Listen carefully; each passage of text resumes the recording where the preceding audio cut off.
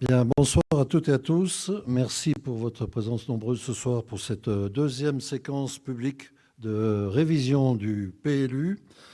Réviser un PLU, c'est un acte d'engagement pour un minimum de 10 ans dans le développement d'une commune. Donc c'est ce que nous réalisons en ce moment. Réviser un PLU, c'est aussi un long parcours du combattant. J'ai longtemps pratiqué le parcours du combattant, mais celui-ci, il est administratif. Il dure au moins 3 ans. Ça fait près de 3 ans qu'on a commencé. Donc je remercie bien sûr notre service urbanisme, en la présence de Yves Taffin, qui est notre directeur d'urbanisme, Georges Barthes, qui est l'adjoint à l'urbanisme, notre DGS, Stéphanie Lecaloc, qui supervise l'ensemble des services. Donc merci aussi l'ensemble des services, parce que l'urbanisme est au cœur du sujet, mais tous les services concourent à la définition du développement communal. Et puis remercier bien sûr le cabinet VE2A qui nous accompagne fidèlement depuis 3 ans, pratiquement. Donc Mathilde Loncle, qui est à ma gauche pour moi et à droite pour vous. Frédéric Régnier, qui est en bout de table. Et Gaël Penaud, qui n'est pas très loin, mais qui est en visioconférence sur une autre collectivité en même temps. Donc ils sont bien employés. Il y a un an, ici même, nous vous présentions le PADD. Alors, je vais vous expliquer tout à l'heure ce que c'est que la PADD, parce que vous allez être abreuvé d'abréviations dont la France a le secret. Donc ici même, on vous présentait le PADD avec comme fil conducteur la perspective d'une population municipale n'excédant pas 10 000 habitants à l'horizon 2040. Donc on s'est fixé on ne fait pas la course à la population, mais on veut être maître justement du développement de notre commune, étant entendu qu'on ne vit pas tout seul, qu'on est entouré de plusieurs villes d'abord, Thonon et Évian, qui ont leur propre logique de développement importante. Donc Thonon se développe aussi vers l'est, et Évian se développe vers l'ouest, et il se trouve qu'on est justement à la convergence des deux. Donc on est bien obligé de travailler aussi en tenant compte de cela. Ce soir, nous allons vous livrer le projet de futur PLU, un plan local d'urbanisme, mais aussi les perspectives qui concernent 2 pôles essentiels de développement, le chef-lieu et le village portuaire. Donc pour ces 2 opérations majeures qui vont façonner notre commune, nous avons réalisé un certain nombre de rencontres avec une volonté affirmée de dialogue, d'échange avec la population. Je voudrais vraiment remercier toutes celles et tous ceux qui ont pris part à ces échanges. Ça a été un succès des 2 côtés. On y reviendra tout à l'heure dans la présentation. Donc vraiment une implication citoyenne qui fait plaisir, parce qu'on n'est pas seul à décider, bien entendu. Et puis qu'on souhaite prendre des décisions qui correspondront le mieux aux attentes et aux espoirs des habitants de cette belle commune. Je parlais d'un parcours de combattant. Alors je vais, avant de céder la parole à Mathilde, vous donner quelques définitions de structures qui nous accompagnent. Vous verrez que le maire a une sacrée marge de manœuvre pour faire un PLU. Donc le maire, il doit d'abord répondre au DTADD. Ce sont les directives territoriales d'aménagement et développement durable. Ensuite, il doit se soumettre au PADD. C'est le projet d'aménagement développement durable. Après, il passe par les fourches du PCAET, le plan climat-air-énergie territorial. Sans oublier le PDU, le plan déplacement urbain. Le PAN, le plan de protection des espaces naturels agricoles. Le PLH, le plan local d'habitat. Le RLPI, le règlement local de publicité intercommunale.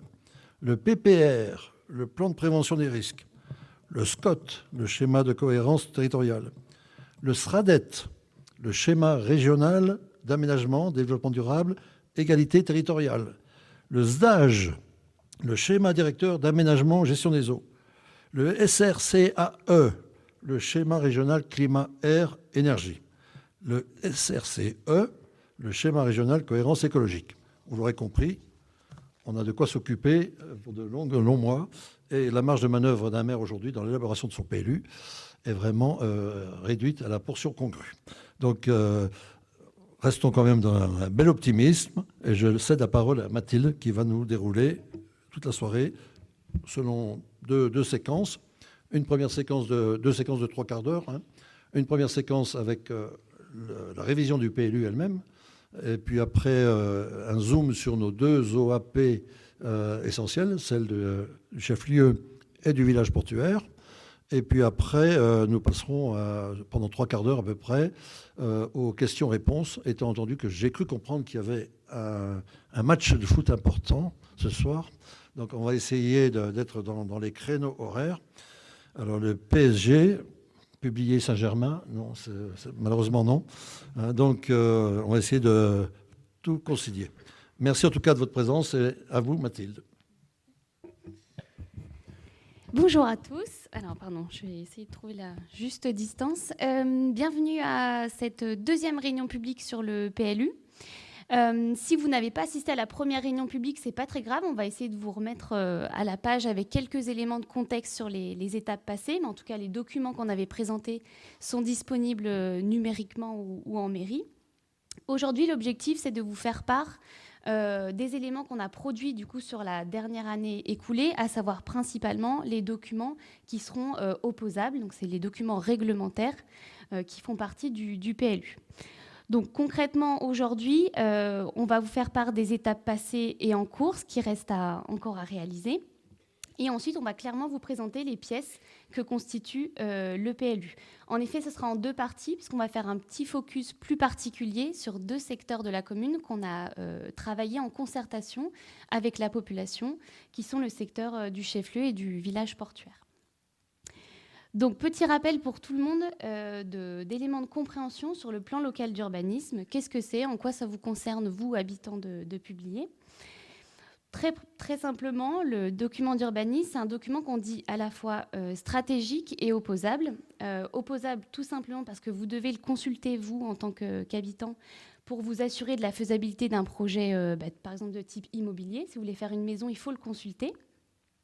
Et qui a un volet aussi de plus en plus stratégique ces dernières années, puisque c'est avant tout aussi un projet de territoire porté par une municipalité sur un temps donné, sur toutes les thématiques de l'aménagement, que ce soit l'habitat, le commerce, les mobilités, qui vont être ensuite déclinés à travers des éléments qui sont opposables. Donc c'est un projet de territoire accompagné de règles qui définissent finalement la destination du sol sur la commune. Au niveau des pièces que compose le PLU, il y en a plusieurs et elles ne sont pas toutes de la même portée. Donc, à la dernière réunion publique, on vous avait présenté les 2 premières pièces qui ne sont pas des documents opposables. La première, c'est le diagnostic du territoire. Donc, ça, c'est simplement des éléments de contexte. C'est un portrait de territoire à un instant T. Ça nous permet aussi de justifier pourquoi on a pris certaines directions dans notre projet en bout de course quand on rend le document.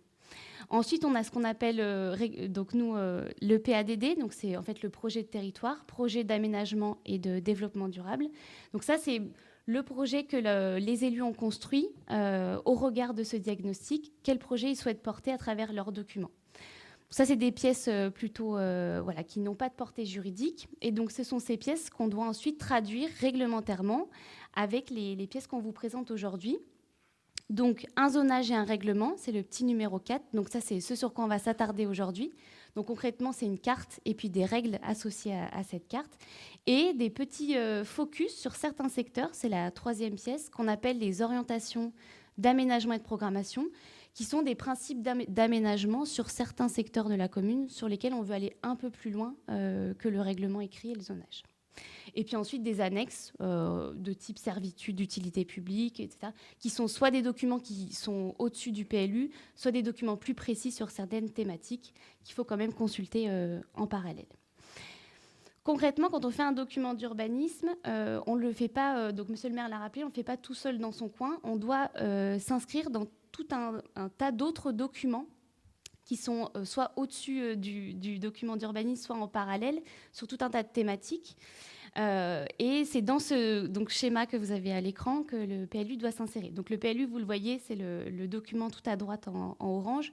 Au-dessus de lui, on a beaucoup de documents thématisés à l'échelle, par exemple, régionale, type SRADET, ou sur certaines thématiques spécifiques, comme par exemple les plans de prévention des risques, donc avec lequel le document il doit obligatoirement être compatible.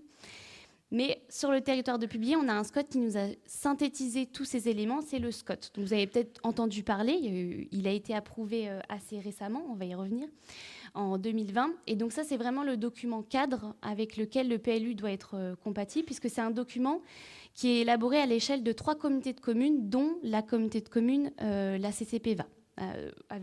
Dont la commune fait partie.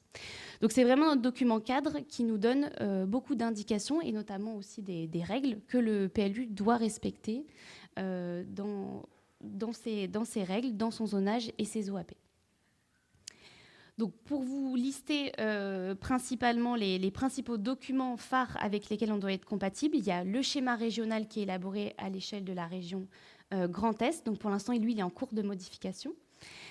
Et certains documents spécifiques comme le SDAGE par rapport à la gestion de l'eau, le plan climat air énergie par rapport à tout ce qui va être les enjeux climatiques, donc air, énergie, climat, et nous, notre SCOT, donc, qui a été adopté en 2020, qui se positionne plus particulièrement sur les sujets d'urbanisme et d'aménagement.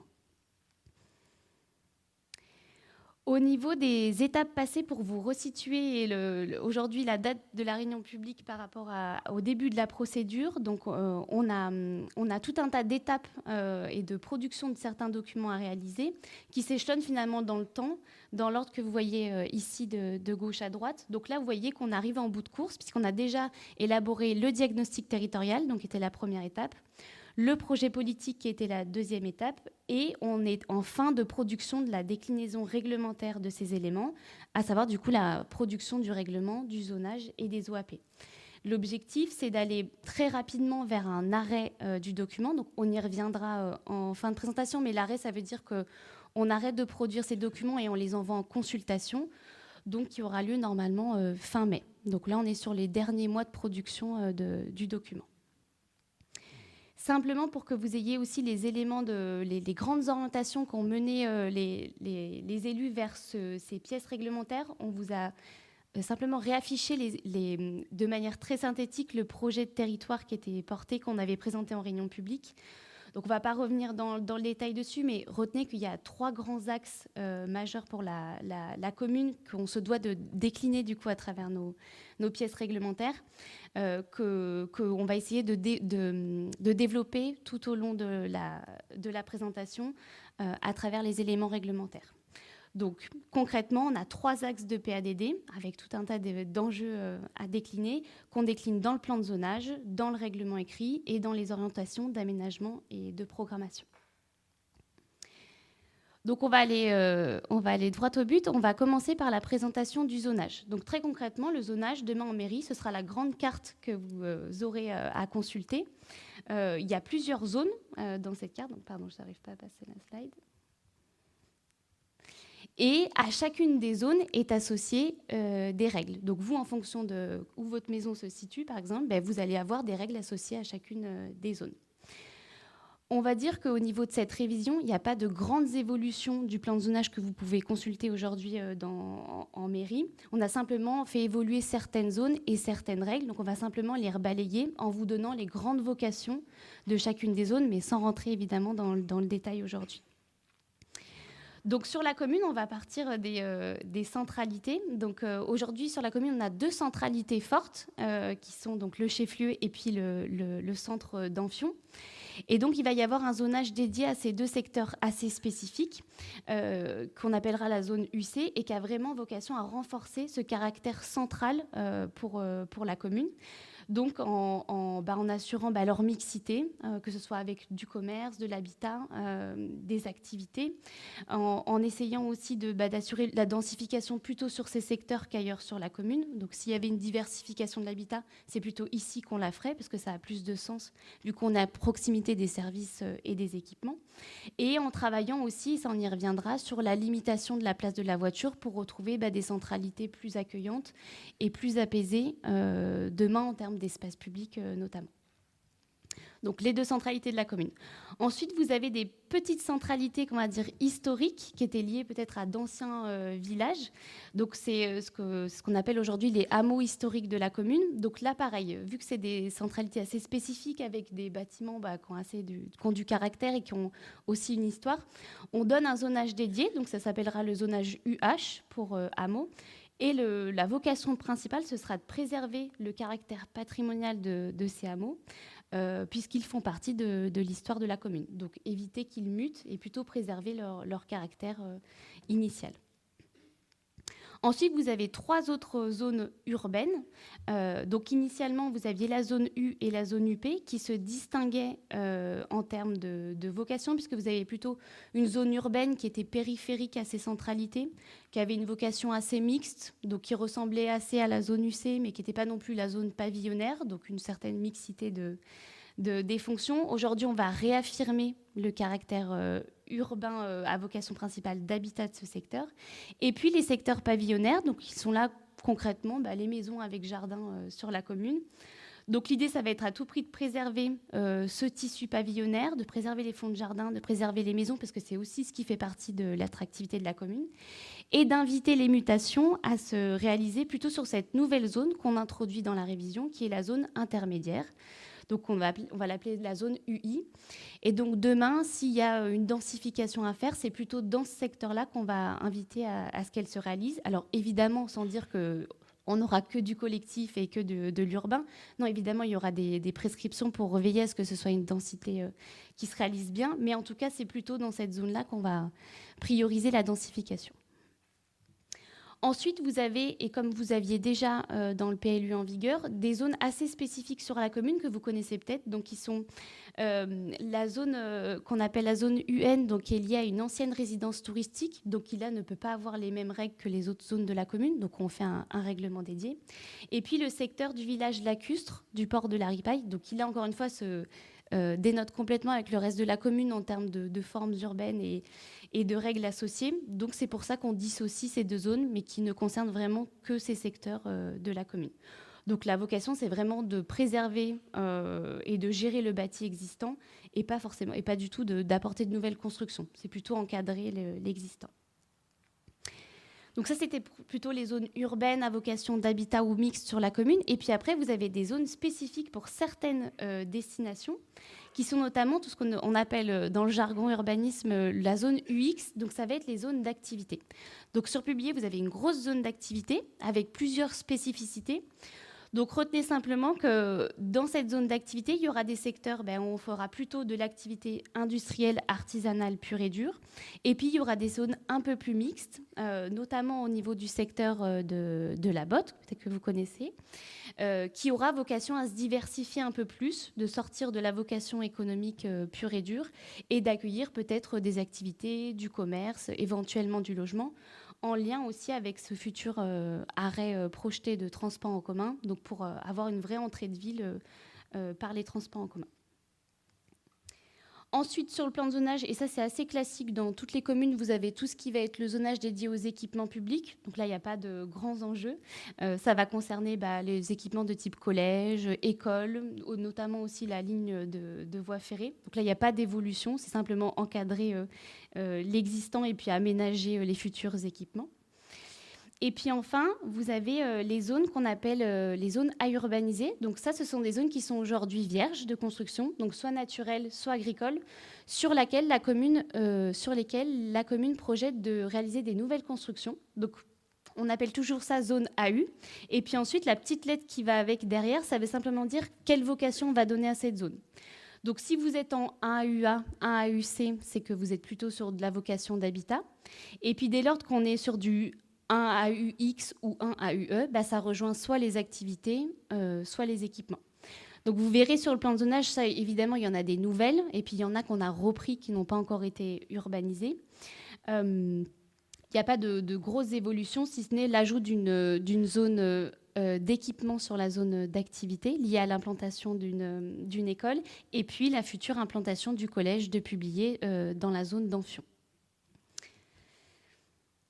Et voilà, et un AUX, donc je vous le mets pour information, mais pareil, il y a des zones d'activité qui étaient prévues aussi d'être urbanisées dans le précédent document, mais il n'y a pas d'évolution par rapport au document existant.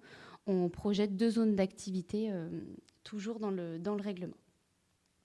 Donc ça, c'était pour toutes les zones urbaines ou à vocation d'être urbanisées à l'avenir. Et ensuite, sur le reste du zonage, vous avez 2 zones qu'on appelle les zones agricoles. Donc là, ça fait assez sens. C'est les zones qui sont dédiées aux activités agricoles et aussi à encadrer les exploitations agricoles. On a simplement 2 secteurs spécifiques dans la zone agricole qui sont les secteurs correspondant aux emprises de pousses d'avenir, donc sur lesquels on a des règles un petit peu différentes que la zone agricole classique, et le secteur AGV qui est lié à l'aire d'accueil des gens du voyage. Donc où là, on met pareil des règles un peu plus spécifiques, mais la zone reste à vocation majoritaire agricole. Et ensuite, la dernière zone que vous voyez apparaître sur le plan de zonage, c'est la zone naturelle. Donc là, on a beaucoup de sous-secteurs, mais l'objectif global de cette zone reste quand même de préserver les espaces naturels, donc que ce soit pour leur qualité de site ou pour leur qualité de paysage ou par rapport à la ressource, par exemple la ressource en eau. Donc ici, il n'y a pas vocation à accueillir de nouvelles constructions, en tout cas dans la vocation globale, si ce n'est sur certains secteurs spécifiques comme le golfe d'Évian ou encore le secteur de Blonay. On va pouvoir déroger à la règle, mais de manière très, très encadrée pour faire des bâtiments ponctuellement. À côté de ce zonage, donc vous avez déjà toutes ces couches, vous avez par-dessus d'autres petits éléments qu'on va vous présenter brièvement. Donc, c'est ce qu'on appelle les prescriptions linéaires, ponctuelles ou surfaciques. Ça veut simplement dire que linéaire, c'est soit des lignes, ponctuel, c'est des points, et surfacique, c'est des surfaces. Donc, il n'y a pas d'ambiguïté là-dessus. On ne va pas revenir dans le détail de toutes ces zones, mais c'est simplement pour vous dire qu'en plus du zonage, il y a aussi parfois ponctuellement sur votre terrain d'autres éléments qui viennent s'ajouter à ces règles. Donc, à titre d'exemple, vous avez tout ce qui va être relatif à la préservation soit du paysage, soit des bâtiments. Ça va être par exemple ce qu'on appelle les espaces verts protégés, les espaces boisés classés ou alors les bâtiments à protéger. Ça veut dire que sur votre terrain, si vous avez, par exemple, on va prendre le bâtiment à protéger, qui est la petite étoile rouge, ça veut dire que si votre maison elle est repérée comme un bâtiment remarquable, il faudra consulter les règles qui vont avec le repérage de ce type de bâtiment. Et évidemment, ça voudrait dire que vous ne pourrez pas démolir votre maison. Il faudra bien suivre les consignes données par le règlement pour encadrer la réhabilitation, la rénovation de votre maison. Espace vert protégé, ça voudra dire que vous n'aurez pas le droit de défricher votre terrain ou de couper les arbres présents parce que la commune a estimé que c'était important de préserver cet espace vert. Ça va être tout ce qui est préservation en fait, des entités bâties ou paysagères. Juste à droite, vous avez ce qu'on appelle les emplacements réservés. Donc ça, peut-être que vous connaissez déjà cet outil. Ça permet simplement à la commune de réaliser des espaces, de réaliser des équipements ou alors, je vais vous donner un exemple, par exemple une piste cyclable ou alors un espace pour implanter des apports volontaires type poubelle, par exemple. Dans ce cas-là, la commune, si ce n'est pas son terrain, elle met un emplacement réservé pour acquérir le terrain en vue de réaliser cet équipement. Donc ça peut être évidemment que sur du terrain privé, ça permet à la commune de récupérer la parcelle pour réaliser son équipement. Ensuite, vous avez ce qu'on appelle les orientations d'aménagement et de programmation. Donc ça apparaît en pointillé bleu. Donc là, on va y revenir. Ce sont des secteurs spécifiques qui sont concernés par, en plus du règlement et du zonage, des orientations d'aménagement, donc des principes qu'il faut respecter si vous réalisez un projet d'aménagement. Mais on va y revenir juste après.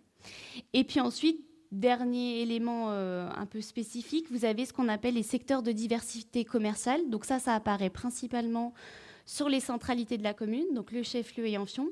Là, ce sont des secteurs sur lesquels on projette d'implanter obligatoirement ou alors de protéger les rez-de-chaussée commerciaux des bâtiments pour préserver cette diversité commerciale en centralité.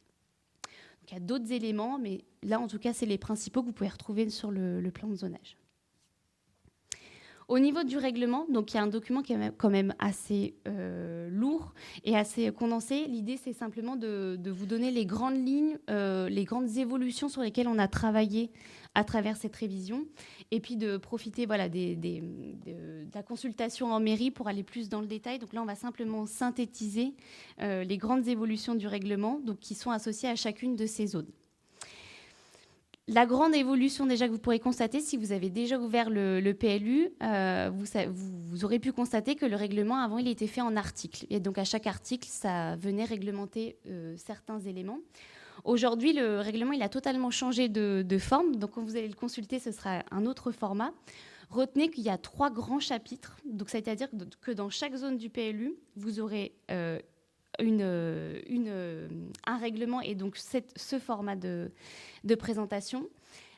Les premiers éléments qu'on réglemente, donc c'est le chapitre 1, on va dire, c'est tout ce qui va être usage des sols, destination des constructions. Donc concrètement, c'est qu'est-ce que j'ai le droit de faire sur mon terrain. Et donc ça va être, est-ce que j'ai le droit de faire un logement? Est-ce que j'ai le droit de faire un commerce? Est-ce que j'ai le droit de faire une activité artisanale? Donc ça, c'est assez simple, ce sera oui, non, ou alors oui, sous condition. Deuxième grand chapitre, ce sera comment ma construction, je vais devoir l'insérer dans l'espace bâti existant.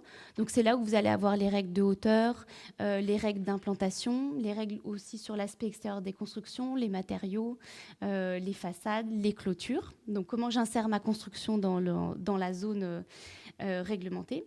Et puis le troisième grand chapitre, c'est comment je rattache ma construction au réseau existant. Donc quand on parle de réseau, c'est réseau au sens large, ça va être électricité, eau, assainissement, de manière générale.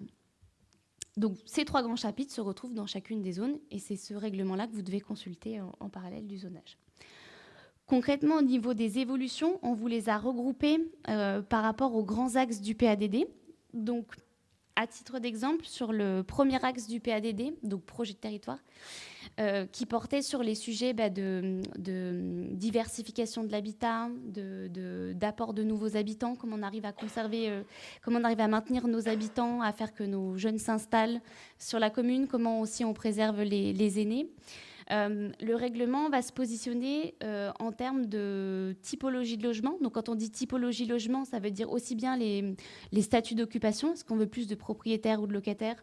Ou les formes de logement? Est-ce qu'on veut plus des grands logements ou des petits logements? Le PLU, ici, va se positionner pour favoriser la mixité sociale. Donc, quand on dit mixité sociale, ça veut dire comment on fait que pour un habitant de Publier, il puisse grandir sur sa commune, ensuite avoir sa famille, trouver un logement qui correspond à une famille élargie, puis ensuite vieillir sur la commune. C'est comment on arrive à introduire ça dans le parc de logement pour que chacun puisse trouver ce dont il a besoin sur la commune. Donc là, sans rentrer dans le détail, mais en tout cas, le règlement va imposer des pourcentages de types de logements. Donc, sur les statuts d'occupation, le PLU va imposer 25% de logements en accession sociale et 25% de logements locatifs sociaux. Et ça, sur presque la totalité des zones urbaines pour certains types d'opérations. Donc, ce seront les opérations de plus de 8 logements et les opérations de plus de 500 m² de surface de plancher. C'est-à-dire que si vous ferez une maison, vous ne serez pas concerné, mais par contre, pour les porteurs de projets, notamment les promoteurs, ils vont être obligés de respecter certaines conditions pour qu'on crée vraiment le logement adapté au public spécifique. On va aussi avoir des règles de taille de logement. Donc là, le PLU va imposer que le porteur de projet fasse un certain pourcentage de T1, un certain pourcentage de T3 et un certain pourcentage de T4, T5. Ça permet aussi à la commune de maîtriser les logements qui sont produits pour qu'ils répondent plus aux besoins.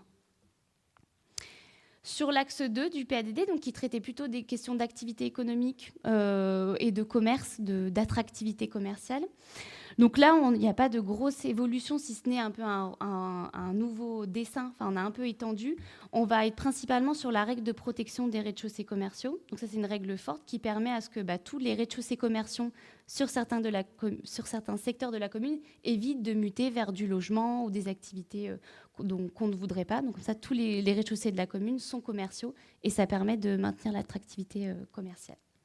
On a également aussi tout un travail, et ça c'est plutôt avec les OAP, complémentaires à ces rez-de-chaussée commerciaux, sur la valorisation des transports en commun et la réduction de la place de la voiture sur certains secteurs spécifiques de la commune, notamment des espaces publics spécifiques pour permettre qu'il y ait plus d'apaisement des mobilités et qu'on évite d'être sur du tout voiture à l'avenir. Et enfin, on va dire que c'est les plus gros sujets qu'on a traités dans le cadre du règlement. Ça va être tout ce qui va être en faveur de prescription plutôt en faveur de l'environnement, de végétalisation, de nature en ville. Donc à l'avenir, dans le règlement, vous aurez une règle sur l'imposition de la pleine terre. Donc quand on dit pleine terre, ça veut dire un sol perméable qui permet à la pluie de s'insérer dans le sol. Donc ça veut dire on évite à tout prix de bitumer et d'urbaniser. Donc à l'avenir, il y aura des règles. On va imposer aux porteurs de projets de garder leur terrain en partie en pleine terre afin qu'on n'urbanise pas la totalité des espaces d'une parcelle, par exemple. On va aussi imposer de la plantation d'arbres. Et donc là, en l'occurrence, c'est par exemple quand on réalisera du stationnement. Donc là, vous avez la règle qui est citée. À l'avenir, pour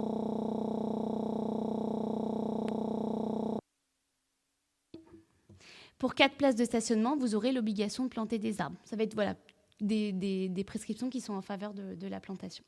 Et puis enfin, et donc là c'est plutôt une continuité par rapport au PLU en vigueur, ça va être la protection des secteurs patrimoniaux. Donc là on l'a déjà évoqué, c'est avec des zonages particuliers, notamment la zone UH, où on va inviter à protéger et à ne pas venir à l'encontre de ces secteurs un peu spécifiques, c'est-à-dire avoir des règles architecturales un peu plus spécifiques sur ces secteurs pour veiller à ce que ça respecte l'identité des secteurs bâtis. Voilà pour les principaux éléments de règlement. On va vous présenter maintenant ce qu'on appelle les orientations d'aménagement et de programmation. Donc on ne va pas toutes vous les présenter. L'idée, c'était de présenter spécifiquement celles qui ont été travaillées en concertation. Simplement, avant de rentrer dans le détail, on vous rappelle que dans ce livret des orientations d'aménagement et de programmation, on a notamment des OAP sectorielles qui veulent dire sur certains secteurs, mais on a aussi des thématiques.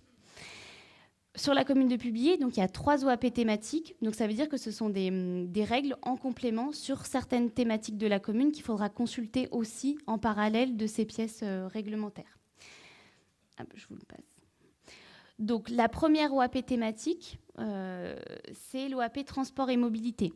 L'ambition forte sur la commune, ça va être de structurer le territoire autour d'un cadre qui va être favorable à l'emploi. Et pour ça, il va falloir qu'on aille vers des transports de plus en plus alternatifs à l'usage de la voiture individuelle. Donc l'OAP thématique, elle va en ce sens. Elle va en le développant d'autres formes de mobilité plutôt que le tout voiture. Donc, on a notamment des projets structurants qui apparaissent dans cette OAP. On l'a évoqué tout à l'heure, mais il y a la création, enfin en tout cas le souhait de la commune d'accueillir un nouvel arrêt du Léman Express, donc au niveau du secteur de la Botte. On a aussi en parallèle tout un travail sur le maillage de la commune par les circuits piétons, mais aussi par les mobilités douces de type vélo. Donc il y a tout un maillage circuit cyclable. On a aussi le projet de la Via Rona qui viennent illustrer cette diversification des modes de transport. Et puis tous les projets routiers qui vont permettre aussi d'apaiser certains secteurs de la commune. Donc on cite notamment les projets de contournement sur les chefs-lieux qui ont pour vocation à apaiser les centralités de la commune pour qu'on puisse avoir des espaces entièrement piétonnisés et puis une déviation des voitures sur ces secteurs. Ensuite, on a une OAP, donc ça c'est une OAP qui est obligatoire, c'est l'OAP tram verte et bleue. C'est ni plus ni moins en fait toutes les prescriptions qui vont dans l'objectif de préservation des espaces naturels de la commune. Donc quand on parle d'espaces naturels, c'est aussi bien les espaces de végétation, donc les forêts, les espaces de nature en ville, mais aussi tous les espaces liés à l'eau. Donc notamment, on a la Drance sur la commune. Donc ça va être des prescriptions en faveur soit de préservation de ces éléments, soit de renforcement des continuités entre ces éléments naturels, et également tout un travail qui a été fait sur la trame noire. Donc quand on parle de trame noire, c'est tout ce qui va être en faveur de la faune, comment on essaye de limiter par exemple la luminosité la nuit pour favoriser le passage de la faune dans la commune.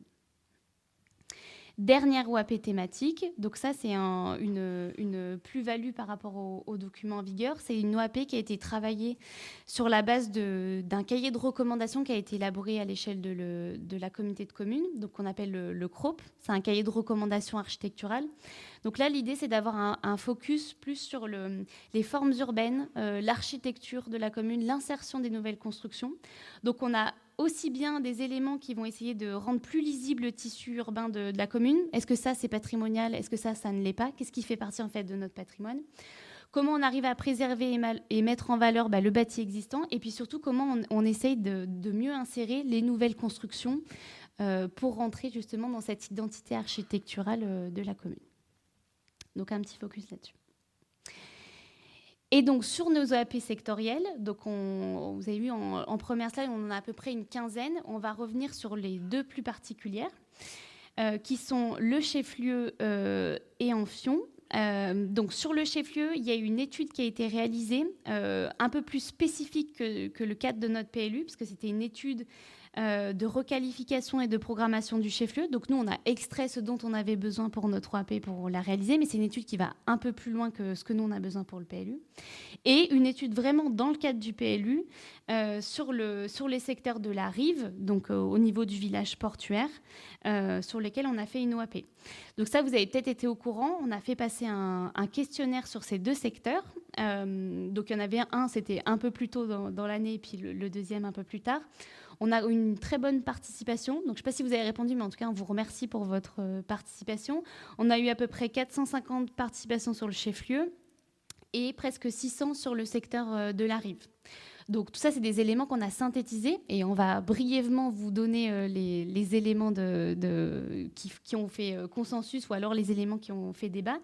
Et ces questionnaires ont été complétés par des ateliers qui ont été réalisés avec la population. Donc, c'était sur inscription.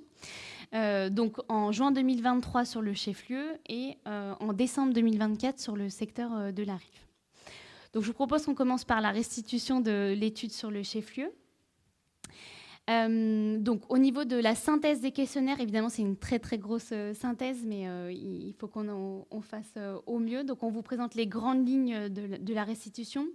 Au niveau des attentes sur les chefs-lieux exprimés par les habitants, on avait surtout des enjeux de commerce de proximité, donc de type restaurant, de type dépôt de pain, enfin, en tout cas, du commerce, pas forcément de grande envergure, mais en tout cas, du commerce qui peut servir à dépanner, on va dire, de type boulangerie comme il y a actuellement. Il y avait surtout des enjeux liés à toutes ces mobilités, des enjeux d'apaisement de cet espace, notamment un travail peut-être à faire sur cette place qui était aujourd'hui encore largement dédiée à la voiture, comment on pouvait essayer de la rendre un peu plus accessible aux piétons. Donc, on va dire d'apaisement en fait, des circulations. Et puis de promouvoir des espaces de détente, des espaces de promenade pour affirmer cette centralité aussi en tant qu'un espace public pour la commune. Évidemment, tout ça devait s'inscrire dans le cadre de la mise en valeur du grand paysage. On a un très joli cône de vue sur le chef-lieu, donc une attention forte à la préservation de ce cadre paysager. Et puis en matière de logement, il y avait des attentes, et donc ça, vous verrez, ça revient aussi sur le secteur de la rive, en matière de logement senior. Donc ça, c'est une demande qui revient régulièrement dans les questionnaires, donc des attentes là-dessus. Et puis, ou alors de type habitat intergénérationnel qui pourrait permettre de faire cohabiter des jeunes et puis des moins jeunes dans un même bâtiment. Au niveau de l'atelier travailler avec les habitants, donc les habitants ont travaillé sur un plan sur lequel ils pouvaient faire bouger des éléments. On l'a regroupé en 4 grandes thématiques au niveau des propositions apportées par les habitants. Donc déjà en termes de mobilité, ce qui est ressorti, c'était que l'apaisement de la circulation automobile, il ne pouvait pas se faire sans contournement. Donc ça, c'est quelque chose sur lequel la commune s'est appuyée, s'est dit, on sent bien qu'il n'y aura pas d'apaisement si on n'arrive pas à réaliser ces contournements routiers. Il y a également un enjeu d'apaisement aussi en parallèle du contournement au niveau des mobilités douces. Donc l'idée d'aménager des trottoirs et des pistes cyclables pour faciliter l'accès au chef-lieu par les mobilités douces. Et puis évidemment, malgré tout, le maintien quand même d'espaces de stationnement, puisqu'on se rend compte qu'on ne peut quand même pas venir à pied sur le secteur selon où on habite. Donc ici, ça fait toujours un peu débat, quelle place on donne à la voiture, mais en tout cas, le souhait de maintenir quand même un peu de parking sur le secteur pour accéder justement au commerce. Au niveau des commerces, justement, donc s'est posé la question de plusieurs bâtiments, du type l'Albertine, du type la salle polyvalente, Ce qui est ressorti, c'était que voilà, il n'y a pas de consensus. Donc, pour l'instant, voilà, il y avait soit le maintien des activités en place, soit le remplacement par d'autres types de commerces. Donc, il n'y a pas eu forcément de consensus des groupes. Mais en tout cas, c'est fait ressentir le vrai besoin soit d'un tabac presse, soit d'un distributeur. Enfin, en fait, plutôt d'ajouter d'autres éléments plutôt que de remplacer ceux existants sur le secteur.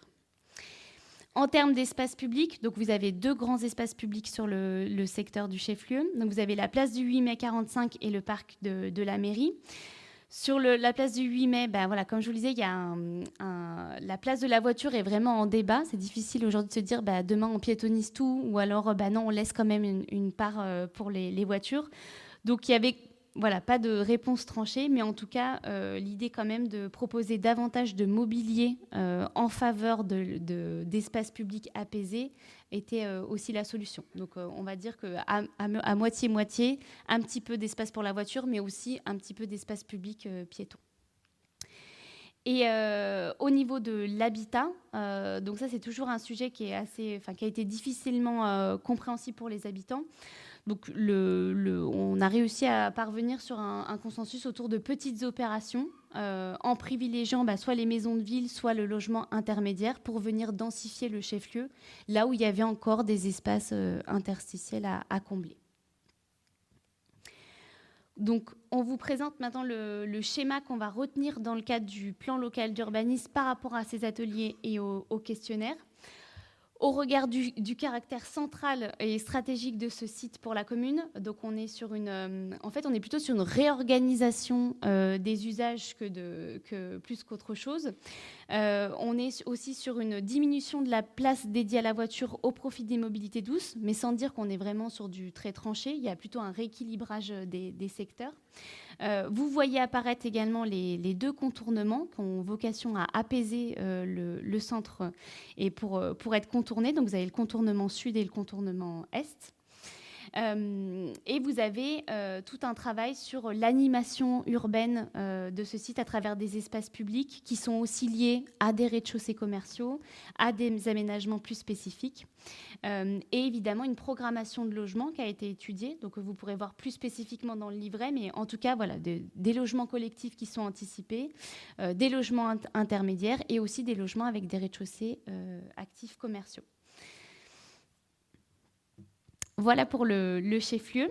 On vous restitue le deuxième travail qui a été mené quasi de manière similaire sur le secteur de la Rive. Donc, tout d'abord, il y a eu un questionnaire qui a été adressé aux habitants. Donc, en termes de synthèse des attentes exprimées pour le secteur de la Rive, donc on a avant tout un grand enjeu de mettre en valeur ce grand paysage, enfin le grand paysage qu'on peut avoir sur ce site, parce qu'on est vraiment face au Léman. Donc la volonté de profiter de ces bords de lac et de créer des espaces ludiques, de détente, de convivialité. C'est vrai qu'aujourd'hui, on est sur un secteur qui n'est pas très aménagé.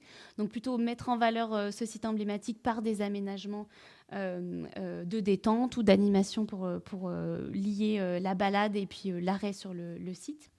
On a aussi un grand espace vert, donc la volonté de bien conserver ces grands espaces verts. Et puis ponctuellement, de venir implanter du commerce de proximité, du mobilier urbain pour venir un peu aménager plus officiellement ce site. En termes d'attente en matière de logement, on est sur, encore une fois, la résidence senior qui revient régulièrement sur le site comme sur le chef-lieu. Donc des attentes plutôt en termes de type de logement, plutôt portées sur les aînés de la commune. Et puis s'il y a maison, voilà, plutôt des maisons de type taille moyenne, maison de ville, logement intermédiaire, avec, on va dire, quand même une crainte de la bétonisation, ou en tout cas de ne pas retrouver ce qui avait pu se faire à proximité sur ce site. Donc du logement, mais en tout cas pas de la même manière que ce qui a pu se faire à proximité. Ici, on tenait simplement aussi à vous rappeler que sur le site de la Rive, plus particulièrement, on est sur un site déjà en partie urbanisé, puisque ça fait l'objet d'une zone d'aménagement concerté. Et en fait, le site de la Rive est la 3e tranche du projet global d'aménagement. Donc finalement, c'était déjà un secteur qui avait vocation à être urbanisé. Donc la commune a souhaité concerter, mais est quand même engagée d'ores et déjà dans la réalisation d'un projet. Donc les invariants qu'on avait énoncés lors des ateliers de concertation, c'était ceux que vous avez à gauche. Il y avait notamment le projet d'une nouvelle capitainerie qu'il fallait prendre en compte. Il y avait évidemment avant tout la mise en valeur du site, il y avait la préservation de la coulée verte, mais il y avait aussi le besoin d'apporter une programmation de logement et des commerces, notamment des rez-de-chaussée commerciaux. Ce qu'on avait proposé de travailler avec les habitants du coup lors des ateliers, ça avait été pourquoi pas de travailler sur d'autres implantations en parallèle ou alors des activités plus spécifiques. On avait notamment posé la question d'un hôtel, de la fameuse résidence senior. Vous avez peut-être aussi entendu parler, il y avait eu vent d'un projet d'implantation d'une halle gourmande pour matérialiser un peu ce marché qui est actuellement sur le site. Et puis aussi de quels usages les habitants avaient envie d'avoir sur les espaces publics en termes est-ce qu'on était sur des espaces végétalisés, aménagés, piétonniers, et qu'est-ce qu'on faisait des bâtiments qui restaient sur le site. Ce qui est ressorti des ateliers, donc là c'est une synthèse, donc il y a eu plusieurs groupes et on vous a mis ce qui a fait un peu consensus. Donc évidemment, il y a eu tout de suite au début la peur le frein à l'urbanisation, mais il y a aussi eu des groupes qui ont eu des compromis. Enfin, après, en discutant, on a réussi à trouver des éléments où on était raccord.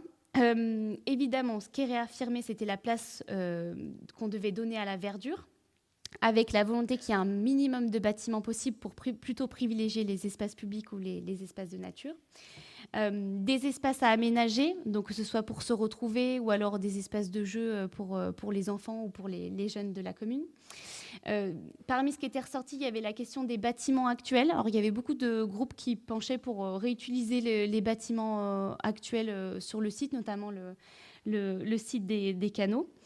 Et puis après, il y avait aussi un souhait de bien maintenir les espaces de stationnement qui sont sur le site actuellement, parce qu'ils permettent aussi de rejoindre les commerces qui sont à proximité.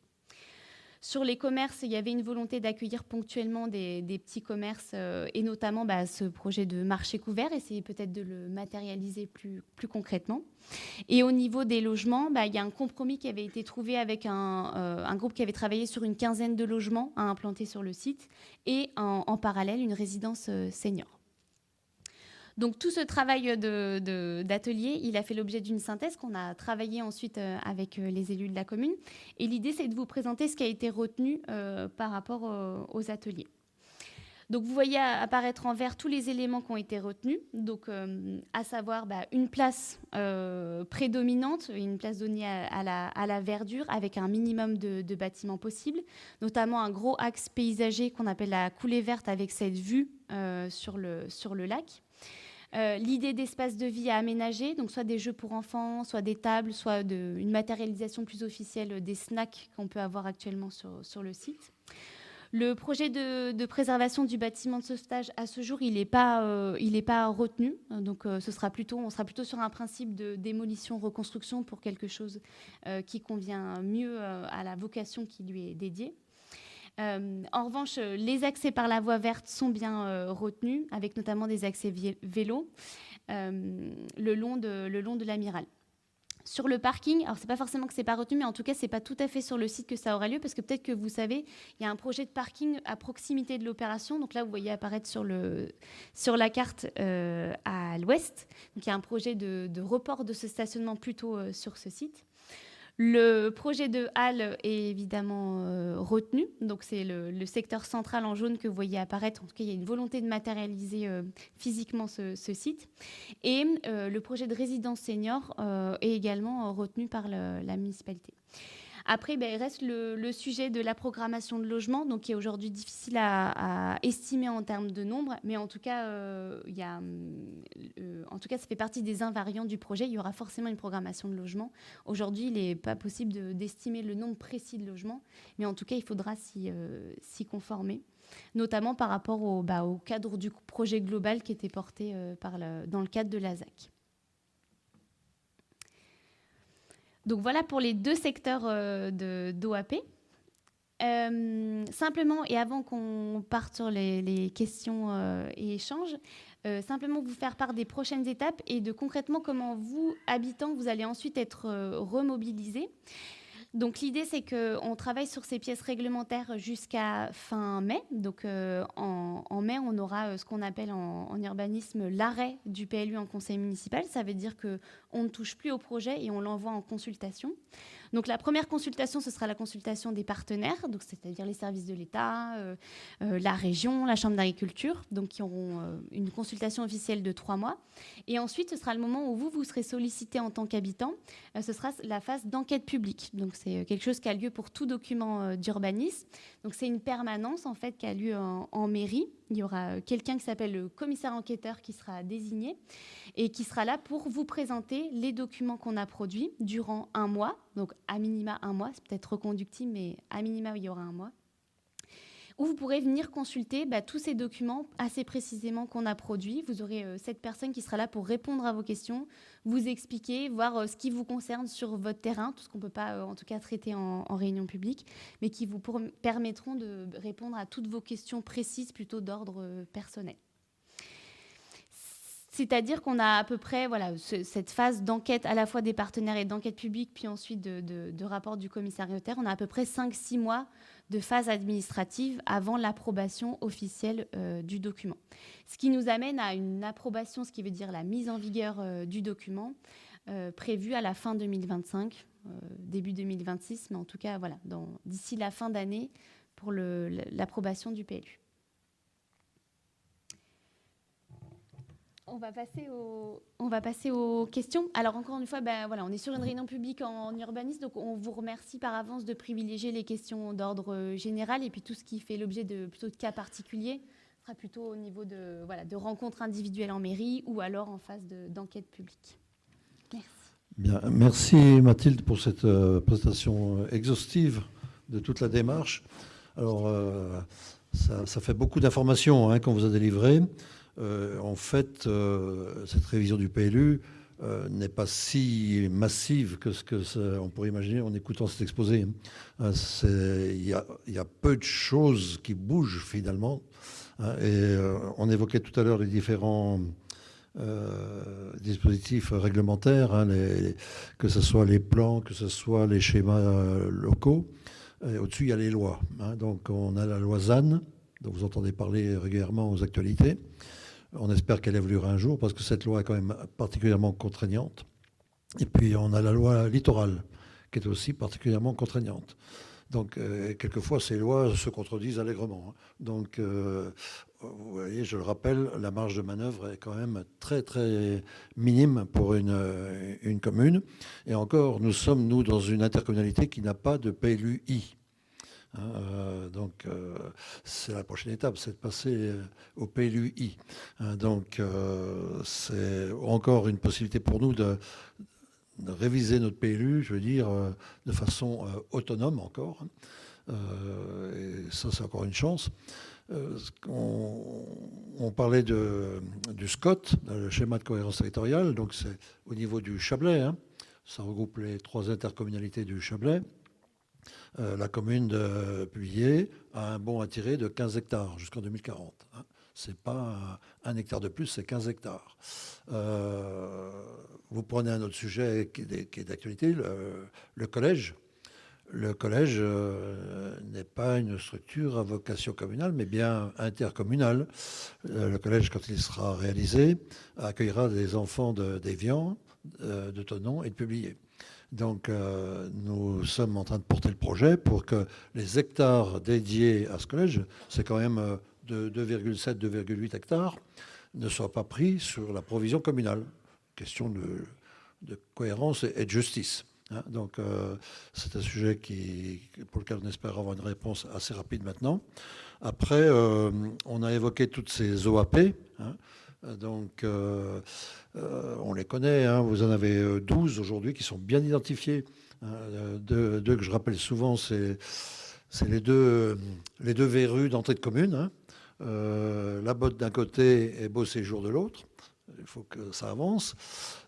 C'est le chef-lieu et le village portuaire qu'on vient d'évoquer, qui ont fait l'objet de ces échanges avec vous.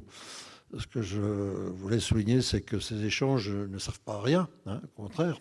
Ils enrichissent notre réflexion et qu'on va essayer, évidemment, de concilier au maximum, hein, tout ce qui est attendu par la population et ce qui nous est imposé.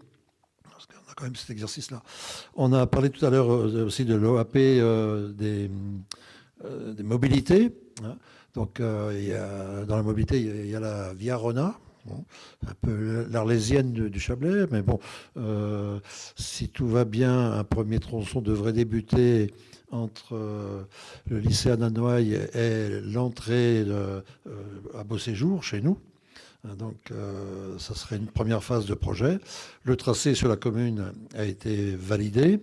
Donc là aussi, on suivra avec le département la réalisation de cette mobilité douce. Puis, on a eu une bonne nouvelle récemment. Le préfet nous a confirmé l'intérêt d'avoir un arrêt ferroviaire à la Botte. Donc ça, c'était une étape essentielle. Donc l'État confirme qu'il est judicieux de créer un arrêt CEVA à la Botte. C'est 4 ans de combat, de galère, hein, mais on y arrive. Donc après, il faut que tout le reste suive, parce qu'il y a la région, etc. Il y a aussi dans la mobilité un secteur qui nous préoccupe et qui vous préoccupe forcément aussi, c'est tout celui de l'entrée de la zone d'activité économique. Avec évidemment, si l'autoroute arrive à son terme, on peut s'attendre quand même à un surcroît encore de trafic. Donc, et sans compter que la zone d'activité économique va continuer aussi à se développer. Hein. Donc, j'ai toujours une pensée, hein, pour les gens qui sont dans tout ce secteur des vignes rouges. Il faut absolument qu'on arrive à obtenir, parce que c'est pas un problème communal, là. C'est un problème intercommunal, c'est un problème départemental, régional. Ça doit s'inscrire dans le CPER, le contrat plan État-région, hein, qui sera renégocié en 2027. Donc vous voyez que tout ça s'inscrit dans une chronologie. Voilà ce que je voulais vous redonner comme élément d'information. Maintenant, on peut passer aux questions-réponses, parce qu'on est à peu près dans les temps. On a une bonne demi-heure d'échange, ou plus, bien sûr, si vous le souhaitez. Voilà. Alors, je reviens sur ce qu'a dit Mathilde. On n'est pas à ce stade sur la discussion individuelle de parcelles, hein. On est sur les grandes lignes du développement de la commune. La phase concertation se fera à l'automne. Bien. Y a-t-il une première question? Oui, attendez, on vous a amené le micro. Oui. Si, mais tout est bien. Oui. Bonsoir. Oui, bonsoir. C'est juste pour savoir si on aura la possibilité d'avoir ce projet que vous avez présenté ce soir sous format de mail ou je ne sais pas comment. Pas de mail, mais il sera consultable. Hein, consultable en mairie. En mairie, bien sûr. Oui, d'accord, très bien. Merci. Bien sûr. Oui, vous aurez tout le temps de regarder. Voilà, parce qu'on est très loin et on a. Oui, puis voilà. Bon, ce soir, on vous a abreuvé de zones. Donc, faux. vous aurez le temps de revenir posément, revoir ça, et regarder où vous vous situez, où vos parcelles se situent. Hein, voilà. Ah, on me pose la question, est-ce que vous allez le partager sur le site? C'est ça que vous voulez dire, hein? Sur le site directement de la mairie publiée? A priori, non, on le met à l'entrée en consultation. Que dites Alors là, on est plutôt sur un document de travail. Oui. Donc je pense qu'il est quand même préférable aussi pour tout le monde que ce soit le document pré-arrêt qui soit mis à disposition une fois que les élus l'auront validé. Oui. Ensuite, vous pourrez bien évidemment le consulter, mais c'est vrai que tant qu'on est sur des documents de travail, on préfère éviter. Il y a plein de jurisprudence en la matière. Donc il est quand même préférable, c'est un conseil qu'on donne à la mairie, de le mettre à disposition, mais qu'une fois qu'il est validé politiquement. Donc, vous patientez jusqu'au 26 mai. Voilà. Le 27 mai, ça sera à votre disposition. Merci. Est-ce qu'il y a d'autres questions? Oui. Virginie, en bas. Oui. Allez-y. Sur le plan, il y avait le parking là, qui se déplace à la rive. Là, lequel parking? Oui. Le parking de la rive. Oui. J'arrive pas vraiment à le situer, mais est-ce qu'il n'est pas dans le voisinage de l'école? Tout à fait. Donc, est-ce que c'est vraiment judicieux Oui. de mettre les enfants au contact des pots d'échappement de... Franchement, au moment... Je sais pas, ça m'interpelle beaucoup. Alors, ça. il faudra mettre le parking quelque part. Donc, les pots d'échappement, ils gêneront les enfants à un endroit, ils gêneront les autres d'un côté. Et ce parking, je pense que c'est vraiment là que c'est le plus judicieux de le positionner, puisqu'il va desservir à la fois, évidemment, l'école Saint-Exupéry, la future maison médicale, les infrastructures sportives, les terrains de foot, et il desservira, il va dégager de la place sur le secteur du village portuaire. Pourquoi dans ces cas-là, on ne pense pas à ces... Comment ça s'appelle, Yvan les... Oui, je vous vois venir, les parkings silos, oui. Mais oui, Oui. Non, ben non, non. pourquoi pas Ben écoutez, on est quand même dans une zone. Alors d'un côté, on nous demande de préserver l'environnement, la nature. Je vois mal faire un parking silo dans ce secteur. Ben, au moins, on ne voit pas les bagnoles. Hein. Je n'ai pas le sentiment qu'on soit dans une logique de grande ville avec des parkings où la circulation est d'une influence telle. Hein. Ben, regardez le parking aujourd'hui, je ne pense pas qu'il gêne grand monde. Maintenant, si vous voulez venir en vélo, je vous y encourage. Voilà. Oui.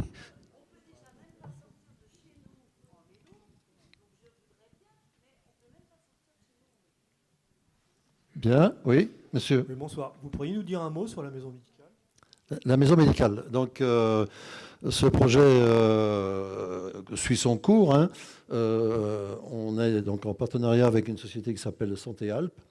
Donc, c'est sur l'emprise de la Maison Blanc, pour ceux qui connaissent, hein, qui était cette maison qui est à proximité immédiate de l'école Saint-Exupéry.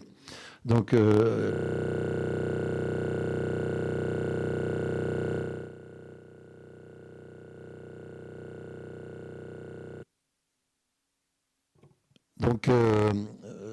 l'idée, c'était de... Et ce n'est pas qu'une idée, c'est une nécessité. Il nous faut une deuxième maison médicale sur la commune. On ne fait pas une maison médicale comme ça. Hein. Il faut avoir le feu vert de l'ARS.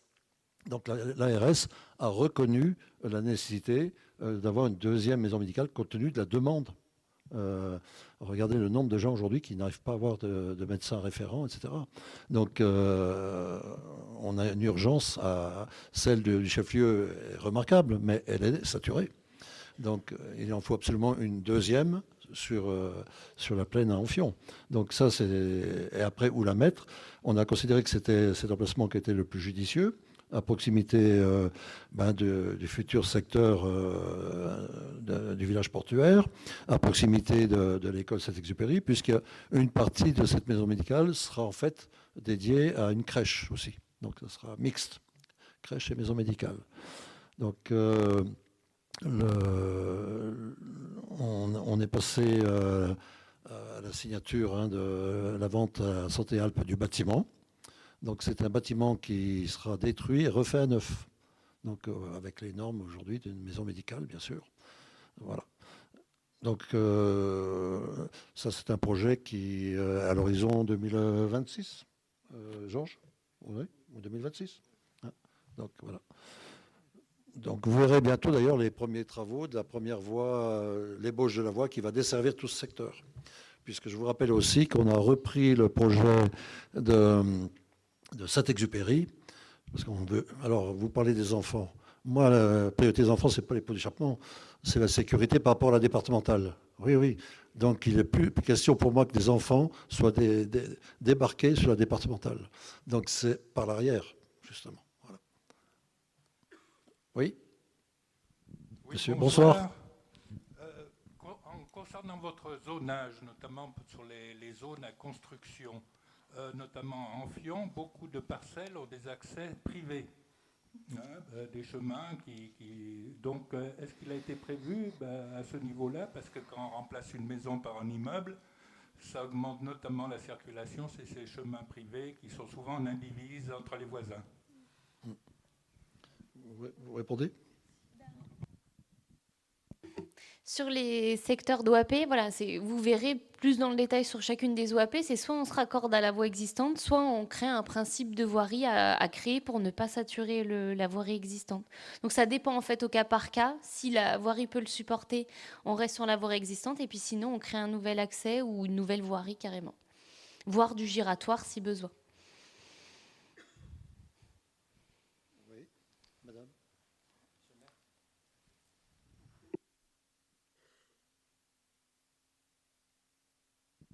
Oui, vous avez parlé de trottoirs, notamment. J'aimerais bien que vous précisiez un petit peu les axes. Vous avez créé des trottoirs parce qu'il y a le boulevard du Golfe, enfin il y a les 3 corniches là où il n'y a pas de trottoir. Et je voulais savoir s'il y avait quelque chose projeté là-dessus. Bon, alors, là, on n'est pas sur le PLU lui-même, hein. Les trottoirs, c'est une nécessité de tout temps. On en fait régulièrement. Bon, il en faudrait toujours partout. Il y a aussi une petite notion financière, parce que ça coûte quand même énormément. Donc peut-être que Eric peut peut-être répondre là-dessus, Eric Guédon. Mais ce n'est pas le sujet du PLU. Hein. Oui. Oui, bon, on est juste à côté, alors c'est pratique. Ouais. Oui, les trottoirs. Sur le Cheffion, on a aujourd'hui 3 études lancées, boulevard du Golfe, rue du Chablais et Pays de Gavot. Alors, le but, c'est de trottoir et piste cyclable. Donc, l'idée, c'est comme la rue du Chablais, c'est faire une piste cyclable d'un côté et trottoir de l'autre côté. Aussi, c'est relier le Haut d'Évian en piste cyclable boulevard du Golfe et relier le chef-lieu à la gare d'Évian avec une piste cyclable et trottoir. Tout à fait. Et aussi penser au futur giratoire de l'X, voilà, qui est en cours, parce que le projet d'Évian, c'est faire une piste cyclable aussi d'un côté et un trottoir de l'autre. Donc, dans le futur, je ne sais pas combien de temps, parce que comme dit monsieur le maire, c'est une histoire d'argent, c'est relié aussi au giratoire de l'X, la piste cyclable et le trottoir. Voilà. Très bien. Très cool. Merci. Oui, oui. On poursuit on revient sur le PLU, s'il vous plaît. Oui.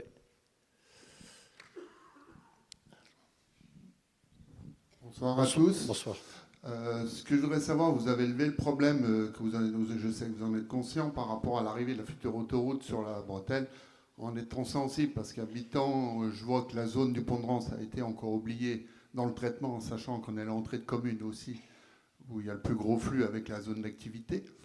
Ce qui me semblait intéressant, c'est aussi, à un moment donné, de voir arriver le collège, futur collège, en étant un ancien adjoint au scolaire, je sais bien que la démographie augmente, il faut penser aussi. Mais je dirais, je l'avais bien vu, j'avais pensé, en sachant que vous avez été trouvé sur un secteur d'entrée du pont de Drance pour poser ce collège, je trouvais plus judicieux en sachant que de ramener de la concentration et du mouvement de circulation par le trafic d'autocars et de voitures pour la rentrée des collèges, qui va être sûrement un collège entre 5 et 600, on sait très bien au départ, et après qui monte en pression avec la fréquentation, au lieu de ramener encore une concentration en pleine zone d'activité, en pleine zone d'habitation, est-ce que ça n'aurait pas été plus judicieux sur les chapelles? Je pense que vous voyez bien où je voulais le dire, en sachant que c'était une zone qui était accessible par le haut comme par le bas par rapport au contournement. Et ça permettait d'avoir le collège sans créer trop de nuisances. Et je trouvais l'idée au départ intéressante, en sachant qu'on avait tout le secteur qui est quand même été délaissé le long de la 5 en sortant à l'entrée de commune, qui nous appartient au département et à la collectivité. Et cette zone-là, elle serait quand même très intéressante à aménager, aussi bien pour l'aménagement de la rentrée de la zone d'activité, que ce soit pour PDL ou pour les eaux d'Évian, et pour tout secteur d'entrée de commune. Voilà, c'est seul là, en sachant quand même que j'avais participé au transfert du collège des Rives, du Haut-de-Publier aux Rives, qui est aujourd'hui à Évian, en s'étant occupé aussi du transport scolaire, pour vous dire quand même que c'est pas rien le trafic des rentrées des classes, des sorties des classes, avec des horaires aussi des fois qui sont différents, avec un mouvement permanent. Voilà, c'est tout. Alors, bien sûr que j'entends tous ces arguments.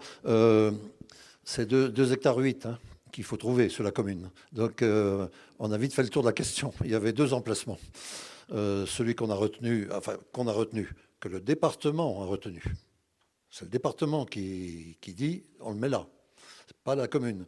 On n'a rien à cacher, on avait envisagé éventuellement au-dessus, secteur aux Andas, hein, mais là, hors de question, puisque Loisanne, avec un ruisseau qui passe à proximité, un dénivelé, vous avez fait le collège de la Rive. Donc, on connaît le succès de ce collège, n'est-ce pas? Donc, on va essayer de ne pas réitérer les erreurs de nos prédécesseurs sur Évian. Et ensuite, il y a la zone patrimoniale, hein, de la chapelle qui est préservée. Donc ça a tout de suite été rejeté par le département. Donc on n'a pas 36 solutions. Il n'y a que cet emplacement-là pour accueillir un collège. Et aucun maire, vous l'avez dit à juste titre, refuse qu'on construise un collège sur sa commune. Nos gosses vont quand même à Thonon, à Évian, quoi. Et ceux de Marin aussi. Hein, donc pour certains, ils vont même assez loin.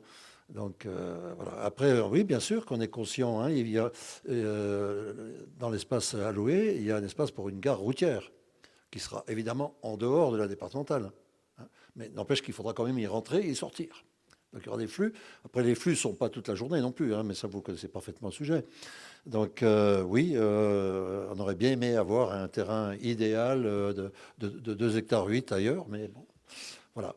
Et donc, dès que on modifie ce secteur, hein, qui va passer en UE, hein, donc dès que ça c'est fait, le département va pouvoir retrouver, parce qu'il y a déjà eu de la concertation avec les 8 propriétaires, hein, des parcelles concernées, pour discuter cette fois du prix de vente de ces terrains. Et on a toujours dit, nous, aux 8 propriétaires, que la commune serait à leur côté pour discuter avec le département. Voilà.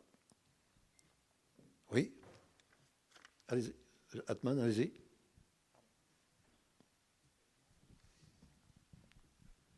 Oui, bonsoir. Bonsoir.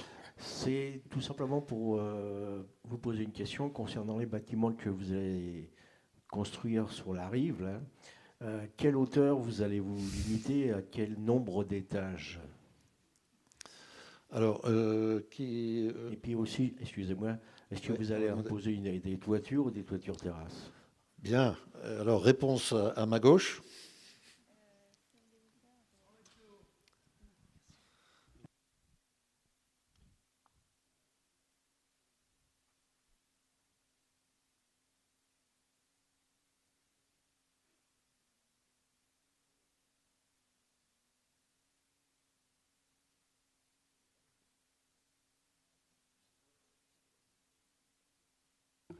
« 16 mètres de hauteur. Et pour le sujet, donc ça correspond en fait au secteur de la zone UD qui était déjà dans le document en vigueur. Et pour ce qui est des toitures terrasses, alors c'est vrai qu'on peut penser ce qu'on veut des toits terrasses, mais aujourd'hui, dans le code de l'urbanisme, on ne peut pas les interdire en tant que telles. Donc après, on peut apporter des prescriptions pour qu'elles soient soit végétalisées, c'est ce vers quoi tend la commune notamment, mais en tout cas, on ne peut pas dire non aux toits terrasses. Ça, c'est le code de l'environnement, donc on ne peut pas s'y opposer. Mais en revanche, on peut faire en sorte soit d'essayer de les contourner, soit de faire en sorte qu'elles soient qualitatives, donc à minima en faveur de l'environnement, et donc de les végétaliser. Ça, malheureusement, ce n'est pas la commune, même si elle le voulait, qui pourrait contraindre les toits terrasses. Ceci dit, moi, je ne sais pas ce que vous en pensez, mais je trouve que la résidence au port, les nouveaux immeubles, c'est plutôt pas mal. Hein, et donc, on souhaiterait qu'on reste à peu près dans cette logique visuelle. Oui. Et combien d'étages alors? 16 mètres, vous avez dit au faîtage? 16 mètres, ouais. 16 mètres au faîtage, ça fait 3 étages. Bah, ça faisait 3 niveaux apparents. Oui. 3 niveaux apparents. Ouais. Oui, mais en fait, c'est ça n'a pas changé par rapport au PLU actuel. Oui. C'est déjà ce qu'on peut faire en fait aujourd'hui. Oui, allez-y.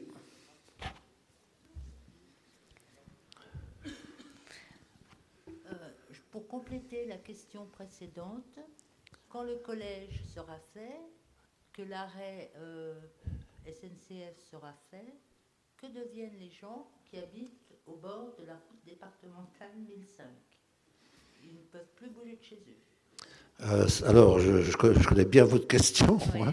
C'est toujours la même. Vous sortez, vous tournez à droite, vous allez faire le rond-point, vous repartez à gauche, puisque le département interdit les tournes à gauche sur la départementale. Oui, non, mais Ouais. c'est pas le problème de tourner à Oui. gauche ou à droite. Oui. Le problème est que déjà actuellement, les 3/4 de la journée, il y a des bouchons. Avec le surplus de circulation, comment ça va se passer?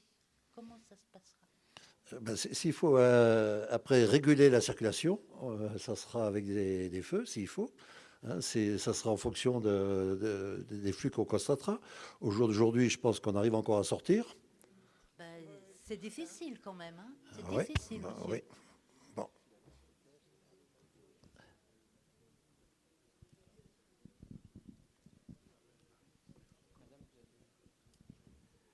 Au sujet du périphérique sud, lors de la réunion de quartier, vous nous aviez dit... Le que périphérique Enfin, le périphérique, Oui, je ne sais pas oui. comment vous l'appelez. Ouais, le contournement. Le oui. contournement. Ouais, voilà. Oui, oui. Contournement sud. Oui. Lors de la réunion de quartier, vous nous aviez dit que vous aviez des difficultés avec la commune de Marin, puisque forcément, ça oui. va impacter. Où en est le projet? Alors, comme vous le dites, à juste titre, ce projet n'a de sens que s'il est fait en concertation avec notre commune voisine, avec Marin. Après, bon, mon homologue de Marin, lui, a d'autres considérations, parce que Marin est une commune quand même avec encore beaucoup d'espace agricole, donc c'est compliqué. Et effectivement, avec la Loisane telle qu'elle existe aujourd'hui, le département nous a dit c'est pas envisageable de transformer autant d'espaces naturels ou agricoles pour cette voirie-là. Donc, c'est pour ça qu'on la met au PLU, pour la réserver. On réserve l'emprise, parce qu'un jour ou l'autre, elle se fera. Donc, ce qu'on espère, c'est que la Loisane évoluera. Vous voyez que c'est en débat en ce moment, parce que la Loisane, elle est juste inapplicable. Hein, c'est insupportable. Donc, c'est la loi zéro artificialisation naturelle. C'est une belle loi qui a été faite dans les bureaux parisiens, où là, on regarde l'aménagement du territoire avec des cartes, hein, et on n'a pas compris encore que pour aller de Thonon à Bellevaux, c'est pas toujours une ligne droite, hein, qu'il y a des vallées à passer et que les délais sont plus longs, que les territoires sont différents. Donc, voilà. Mais on l'a demandé à la garder l'emprise pour préserver le futur. En termes de réglementaire, la loi zéro artificialisation, enfin, le zéro artificialisation net, c'est lié à la loi climat et résilience, donc, qui date de 2021 et qui impose à toutes les communes de France de réduire leur consommation donc d'espaces qu'on appelle les espaces naturels, agricoles, forestiers. C'est-à-dire que les communes sont cadrées en termes donc chiffrées au niveau de leur consommation foncière. Donc elles ont un cadre à respecter qui est phasé dans le temps pour tendre. Donc quand on dit le ZAN, c'est-à-dire qu'en 2050, l'objectif, ce serait de ne plus artificialiser. Et donc c'est là le sens du net. C'est sans compenser si on veut artificialiser. Mais ça, c'est à l'horizon 2050. Mais donc on a tout un tas d'étapes chiffrées à respecter. Et donc la commune, elle doit s'inscrire dans ce cadre, mais comme toute commune de France. Donc le foncier est de plus en plus précieux, puisqu'il devient de moins en moins disponible, en tout cas mobilisable, au sens de cette loi. Oui. Madame, oui. Bonsoir. Bonsoir. Je voulais savoir, au niveau du quota de construction d'immeubles sur la plaine d'Amphion, on en est où Alors, je rappelle que la commune a eu la malchance d'être placée en carence, hein, pendant plusieurs années. Donc la carence, c'est compliqué à vivre parce que c'est la triple peine. Hein. C'est-à-dire que comme vous n'êtes pas dans le ratio des logements sociaux imposés par l'État, l'État vous dit c'est moi qui vais choisir les endroits où on va mettre les immeubles et c'est moi qui vais dire qui on met dans les immeubles. Et puis en plus, vous allez payer une grosse amende. Donc c'est ce qui s'est passé pour la commune. On est sorti de la carence en 2020. Hein, et aujourd'hui, on est à 27,5% de logements sociaux. Donc largement au-dessus de la barre fatidique des 25%. Vous savez qu'il y a un débat aussi, au niveau national, pour essayer de faire descendre cette barre de logements sociaux. Donc on est à l'abri aujourd'hui de toute menace de ce type-là. Hein, néanmoins, on reste quand même attentif, mais ça nous donne une marge de manœuvre que nous n'avions pas au début du mandat. Hein. Donc, d'ailleurs, en 2023, j'ai signé un permis de construire collectif pour 7 logements. 7 logements. Et en 2024, je n'en ai signé 0. Donc, il y a eu un frein. Alors, ce n'est pas grâce à ma personne, bien sûr, mais c'est la conjonction d'un certain nombre de choses, et en particulier la crise de l'immobilier. Et aujourd'hui, on a quand même des promoteurs qui ont des projets qui ne se terminent pas. Par exemple, à proximité de Super U, hein, c'est donc un promoteur qui est en faillite. Manque de bol, le bâtiment, il était à quelques semaines d'être terminé. Et tout ça maintenant, liquidation. Donc ça fait partie, malheureusement, du paysage immobilier aujourd'hui.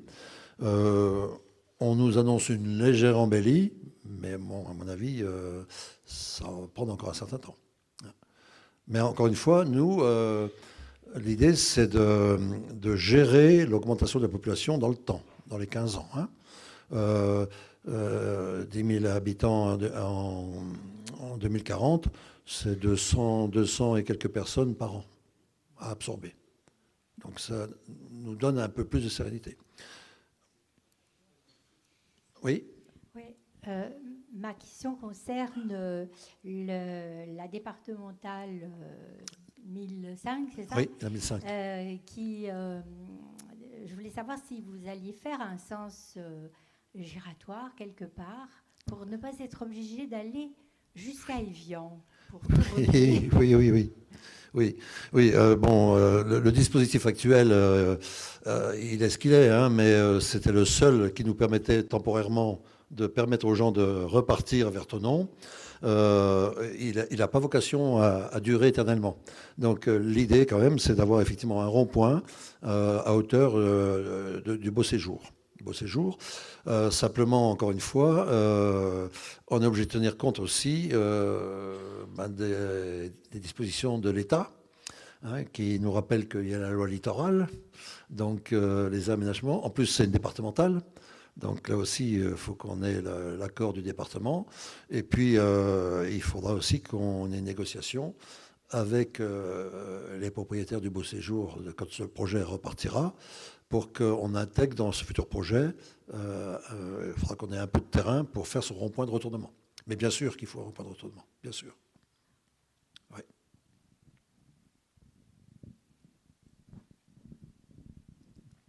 Bonsoir. Bonsoir. Alors j'ai 2 questions à poser. Par rapport au parking qui va être placé derrière la résidence au port, hein, ça veut dire que dans le village portuaire, il n'y aura plus d'espace parking. Oui. Alors, sauf que quand on a travaillé sur cet emplacement, quelqu'un nous a fait remarquer qu'il y avait, pour ceux qui vont au port et qui amènent des bateaux, il y avait besoin d'un accès parking pour pouvoir amener leurs bateaux et les sortir.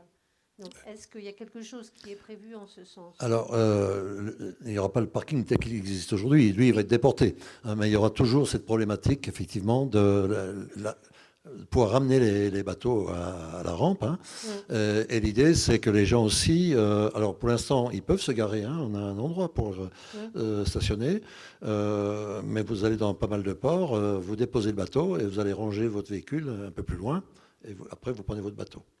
Donc, tout ça, ça va être à retravailler. Après, puisque vous évoquez le port, on a, si vous suivez l'actualité, on a pris une délibération au conseil municipal il y a une semaine, hein, concernant la gestion du littoral. Donc, c'est une démarche commune à toutes les communes, précisément, du Léman français, hein, de Champs à Sagengolf, de façon à ce qu'on ait une action concertée pour tenter de reprendre la gestion du littoral. Aujourd'hui, c'est l'État, avec un succès modeste. Et puis surtout, on arrive à la fin de notre convention, hein, donc, comme les autres communes. Et donc, l'État, à la fin de la convention, il dit, écoutez, moi, tout ce qui est là n'est plus à vous, mais est à moi. Donc, on n'était pas trop d'accord. Et alors nous encore, on n'est pas un grand port, mais pour Évian, pour Thonon, pour Séché, c'était juste une catastrophe. Donc on a une action concertée qui va conduire toutes les communes à délibérer. Donc nous, ça a été fait à l'unanimité. Et ensuite, on va porter ça à la région pour demander à la région si elle se désiste à notre profit, ce qui devrait pouvoir se faire. Et si la région se désiste, à ce moment-là, ben, l'État n'est plus en situation de prendre la gestion. Nous, ce qui nous inquiétait avec l'État, alors ça nous a aussi impacté le projet portuaire initial, puisqu'on s'est dit, bon, on ne va pas aller investir sur le port si c'est l'État qui prend la responsabilité. Et puis l'État, s'il prend la responsabilité, il ne va pas gérer le port. Par contre, il va faire une délégation de service public à Vinci ou à d'autres. Et puis là, vous allez voir les places de port, comment elles vont coûter. Donc ça va complètement changer la donne, ce qu'on ne souhaite pas, évidemment. L'autre question ? Alors l'autre question, c'est toujours par rapport au village portuaire. Oui. Le village portuaire, finalement, il est dans le prolongement du vieux publié. Voilà. Oui. Et donc au niveau du bâti, moi je m'interroge, pourquoi ne pas avoir des constructions qui ressemblent au village ancien, puisque moi je viens d'une commune où on a travaillé là-dessus. Et on avait pris comme échelle, si vous voulez, le haut des gouttières des maisons anciennes. Et on est arrivé à faire de très beaux logements, de très belles bâtisses qui se confondaient comme si c'était des maisons anciennes. Mais effectivement, il y avait rez-de-chaussée, premier, et puis un deuxième niveau en sous-toit. Oui, voilà. Oui. Est-ce que ça ne serait pas possible de l'envisager là? Alors, avec évidemment le financement. Eh oui, je crois que vous touchez le vrai sujet. Après on est toujours attentif à ces zones. C'est pour ça que Mathilde l'a cité, on a créé les AUI, les secteurs AUI, qui sont des secteurs tampons entre, je veux dire, l'ancien et le moderne. Bon, le pavillonnaire et le bâti conséquent. Donc, tout ça, ça va faire partie des réflexions. Puis, on verra après les projets qui nous seront présentés. Voilà. Oui, d'autres questions? Il y a M. Macoin et M. Majorana. Ça m'aurait embêté qu'ils ne posent pas de questions tous les deux, parce qu'il n'y a pas de réunion publique à publier sans une question des deux. Oui. Bonsoir. Non, madame, oui, allez-y. Oui. Oui. Bonsoir. Je vais essayer d'être assez concise pour poser ma question. Vous parliez tout à l'heure du terrain où va se construire le futur collège, à propos des gens qui ont déjà leur maison sur ce terrain et qui vont se faire racheter leur terrain par le département.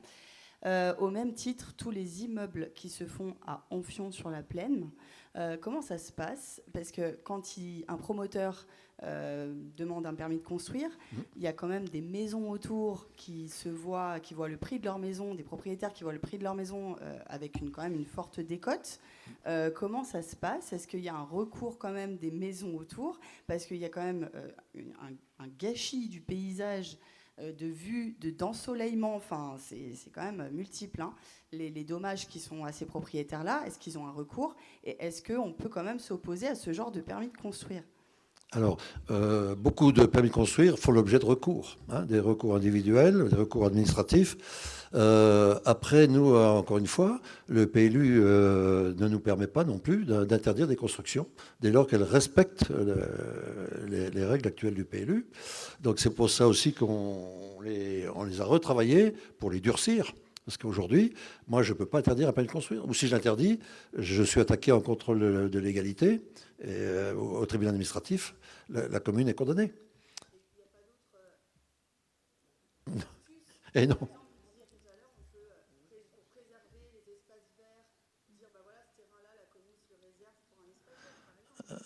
Non, c'est pas comme ça que ça se passe. Oui, non. Si c'était ça, je serais le plus heureux des maires. Oui. Oui. Oui, alors, monsieur Macoin, vous avez le micro? Allez-y. Oui, bonjour, merci. Pour en revenir au PLU sur la zone portuaire à nouveau, si par exemple vous pouvez nous remettre le plan, parce que j'avais participé à la concertation, on était une trentaine d'habitants, et madame, vous avez cité comme quoi il en était ressorti un compromis pour un minimum de logements. je me permets de vous contredire parce qu'il en était ressorti à l'unanimité, zéro construction bien sûr. et zéro urbanisation. Et donc je m'aperçois que si vous pouvez remettre le plan, apparemment, comme vous l'avez dit tout à l'heure, il va y avoir un certain nombre de bâtiments d'une hauteur de 16 mètres. Est-ce que vous pouvez nous dire combien il va y avoir de bâtiments? Parce qu'il me semble qu'à La Réunion, si j'ai bonne mémoire, vous nous aviez imposé une centaine de logements. Et à l'unanimité, on s'est opposé à ça parce qu'une centaine de logements, ça va représenter encore 4-5 bâtiments dans cette zone. Et dans ce cas-là, si pendant les concertations, si on s'oppose au logement et que vous les faites quand même, c'est une sorte de passage en force. Vous ne tenez pas compte de notre avis. Alors, est-ce que vous pouvez nous dire de suite combien va-t-il y avoir de bâtiments et combien va-t-il y avoir de logements? Non. Merci bien. À ce stade, c'est bien trop tôt pour qu'on puisse le savoir. Hein. Donc, on a entendu ce qui a été dit. Vous avez participé à ce groupe de travail sous un faux nom.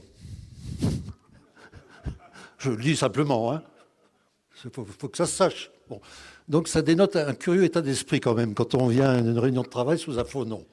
Moi, je n'ai jamais pratiqué avec ce genre de comportement. Donc je tiens quand même à ce que ça se sache publiquement. Ensuite, parler d'un projet d'aménagement avec zéro logement, ça n'est pas sérieux.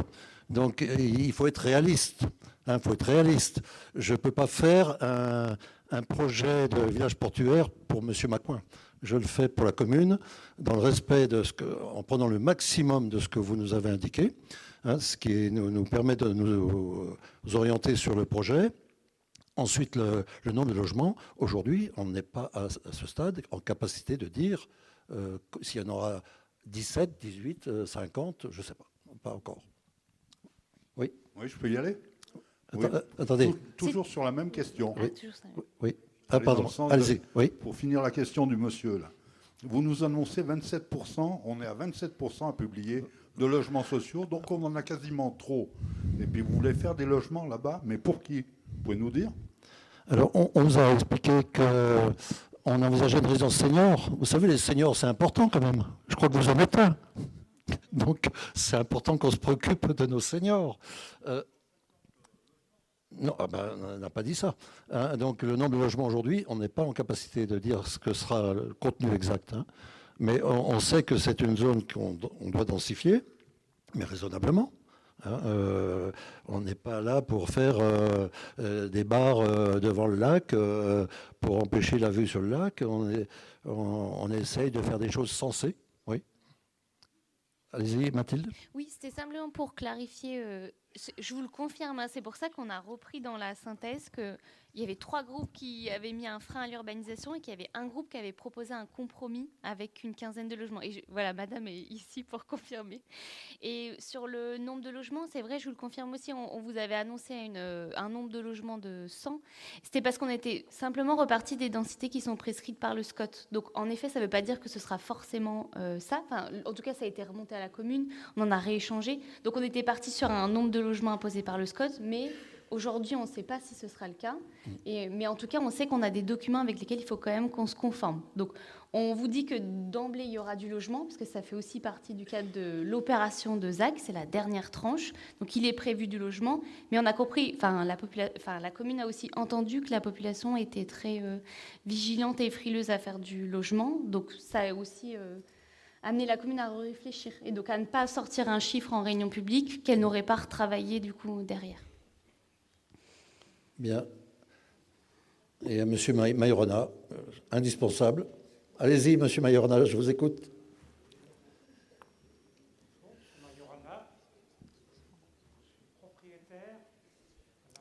Prenez le micro, prenez le bricot, M. Majorana. Oui, allez-y. Bonjour. Donc, je suis M. Majorana, propriétaire à la botte en Fion,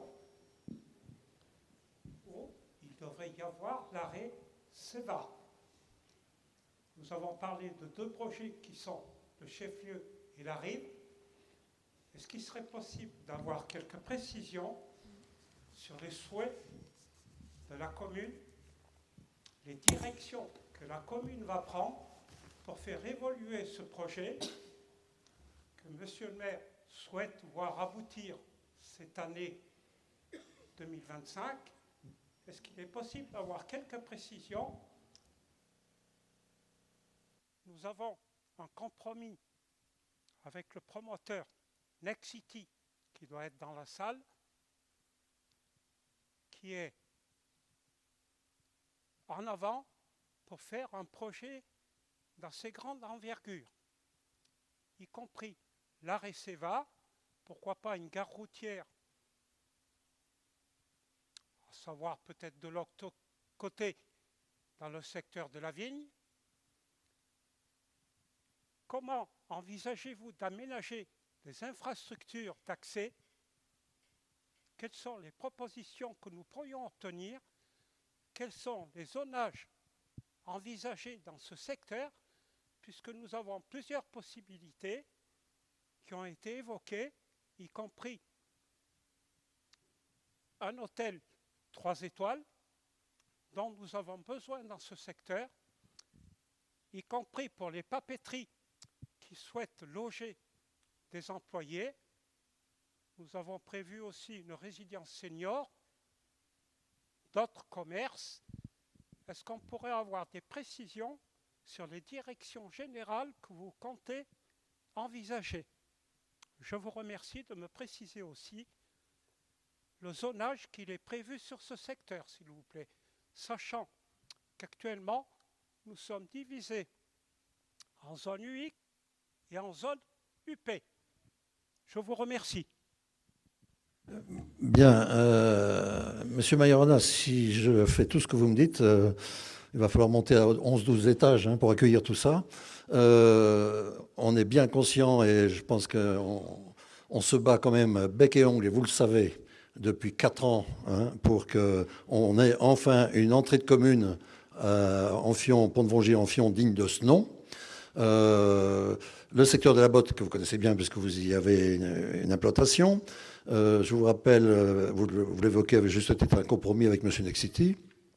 Et je crois savoir que, alors que nous étions pratiquement à l'aboutissement de cette opération, vous vous êtes vous-même déclaré en faillite. Et que aujourd'hui, tout est bloqué. Ben si, je suis désolé. Oui, vous êtes le propriétaire, mais vous êtes en faillite. Et je crois que vous êtes en délicatesse avec le fisc. Oui. Oui. Oui.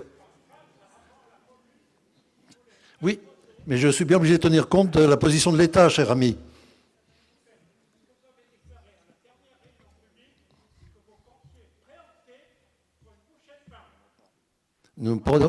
Monsieur Majorana, le maire ne préempte pas pour une bouchée de pain, le maire préempte selon le prix défini par les domaines. Ça s'appelle la loi, monsieur Majorana. Vous ne la connaissez pas, la loi? Ou vous êtes hors la loi, plutôt? Oui. Oui. Ben, opposez-vous, mais payez vos dettes à l'État, puis vous verrez que le dossier avancera. Allez. Oui, oui.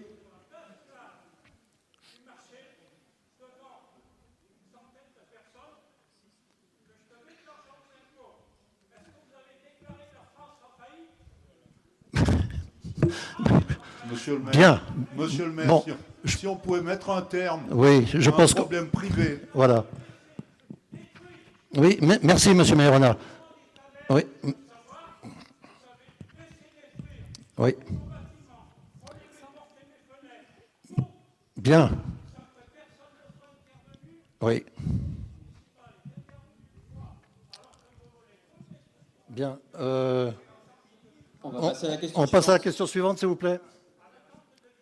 Oui. Allez-y, madame. Moi, c'était au sujet de la rive. Oui. Est-ce qu'on peut revenir sur le plan?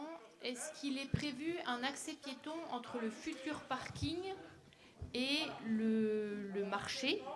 Puisque un des intérêts du marché actuel, c'est la proximité du parking pour les clients. Oui. Alors, il y a piéton et cyclable. Hein, il y aura piéton et cyclable. Oui. Oui. Oui. Suivant. Merci. Bonjour. Par rapport à l'aménagement du chef-lieu, les travaux, ça va commencer quand? Les travaux? Oui. Alors, ça, je suis à ce stade pas capable de le dire. Hein, donc, on poursuit, nous, l'étude de l'OAP et les principaux aménagements. On pratique la théorie du puzzle.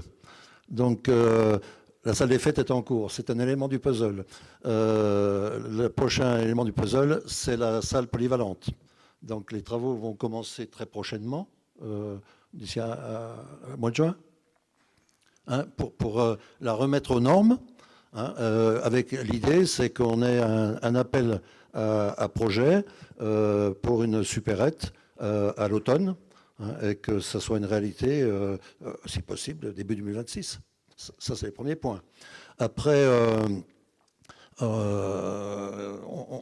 va avoir un chantier quand même conséquent parce qu'il va falloir, en termes de tracé, hein, de la déviation est en particulier, c'est pas pour demain matin. Hein. Et apparemment, il y aura une haie côté des 3 maisons. De l'autre côté de la route, il y en aura une aussi. Ou un mur anti-bruit. Il faudra, on fera ce qu'il faut, justement. Mais oui, on ne va pas vous imposer ça. Oui. Donc, on fera ce qu'il faut pour protéger votre établissement des nuisances sonores qu'il pourrait y avoir, bien sûr. Oui. De l'autre côté aussi, pour les maisons qui sont de l'autre côté. On étudiera tout ça, bien entendu. Bien.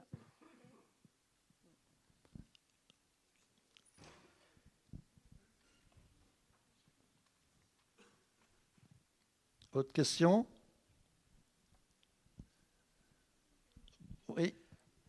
Oui, rebonsoir monsieur, allez-y. Oui, rebonsoir. Je reviens au bâtiment sur la zone du port. Là. Les parkings auto, vous allez les mettre où? En sous-sol? Et combien de parkings auto vous imposez par appartement? Ça, c'est la première. Et la deuxième, c'est le fameux bâtiment derrière Super U qui est arrêté à cause de liquidation judiciaire de l'autre bandit, là. Qu'est-ce qui va en advenir? Est-ce qu'il y a des logements sociaux, je suppose, là-dedans? Oui, mais après, c'est la procédure normale d'un dépôt de bilan. Hein. Donc, il y a un liquidateur qui était en cours de désignation, qui a été désigné. On attend, nous, justement, rapidement de connaître ce liquidateur pour entrer en contact, puis regarder qui pourrait reprendre, acquérir et reprendre et terminer. Parce qu'on n'a pas eu de chance. On a plus de chance que nos voisins de Thonon, parce qu'eux, ils en ont 3 ou 4 d'immeubles, et qui ne sont pas du tout à l'état d'avancement d'une autre, hein, avec le même promoteur. Bon. Après, bon, voilà. Donc, à 2 mois près, on était bon, malheureusement. Donc, on attend cette procédure maintenant de désignation du liquidateur pour que quelqu'un se manifeste pour reprendre le projet et le mener à son terme. Les places de parking, on est aujourd'hui sur un ratio de 2 places et demie par logement. 2 places et demie. Ouais. Oui. Ben oui, faut bien faire du souterrain, hein, parce que tout ne tiendra pas en surface. Ouais. Est-ce qu'il y a d'autres questions? Oui, madame. Oui. Attendez, il vous amène un micro. Oui. Bonsoir. J'aimerais essayer de comprendre comment vous avez réparti enfin, de ce que j'ai compris, c'est que vous devez réserver des places, une certaine quantité de terrain agricole pour sur la commune. Et puis j'aimerais essayer de comprendre comment vous faites ça, en fait. Comment vous l'avez fait et quel pourcentage. Et tout ça, et comment vous avez réfléchi en fait à ces zones agricoles. Mathilde va vous dire tout ça. Alors, est-ce que c'est plus pour les terres agricoles en particulier ou de manière générale naturelle, agricole? Enfin, est-ce que vous faites référence aux ZAN, ce qu'on a dit sur le zéro artificialisation nette? Ou c'est comment on a délimité les terres agricoles? Qu'est-ce que vous avez modifié? Comment vous réfléchissez pour remettre en valeur, entre guillemets, ce terrain agricole et quel pourcentage, essayer de comprendre comment ça fonctionne. Ça, c'est une première question, si vous avez arriver à m'y répondre. Oui. La deuxième chose, c'est quand on pourra venir voir les projets et tout ça, c'est sur rendez-vous, c'est comment? Alors, sur les terres agricoles, donc grosso modo, il n'y a pas énormément de changements au niveau du zonage par rapport au PLU en vigueur. On va dire que tout ce qui peut être, par exemple, déclaré à la PAC ou alors reconnu comme effectivement agricole, d'office, on va le zoner agricole plutôt que naturel. Et après, si c'est sur la trajectoire de réduction de la consommation des espaces agricoles, donc ça, le législateur nous impose une division à minima par 2 de la consommation des NAF. Donc on fait le bilan. Combien on a consommé sur la période passée? Et à minima, il faut qu'on réduise par 2. Donc ça, c'est pour toutes les communes. Et est-ce que ça répond à votre question? Ou est-ce que...